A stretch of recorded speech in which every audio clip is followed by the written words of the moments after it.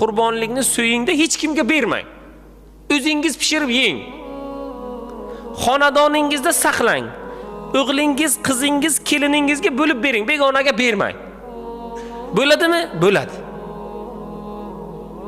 Imkoniyatimiz bemalolroq. Birodar, so'yingda 3 bo'lakka bo'lang, tavsiya. Bir bo'lagini zaxira qiling, bir bo'lagini pishirib yeng, bir bo'lagini xom holatda qo'shnilarga tarqating. Kim xohlasa hammasini ehson qilmoqchi, bemalol. Kim xohlasa hammasini pishirib bermoqchi, bemalol. Kim xohlasa yarmini pishirib berib, yarmini xonadoniga zaxira qilmoqchi, bemalol birodar. Maqsad nima? Maqsad so'ysangiz bo'ldi. Qonini oqsangiz bo'ldi. Undan u yog'ini o'zingiz bilasiz inshaalloh. Bugun qurbonlikka bel bog'laylik bugun. Qurbonlikni baquvvatini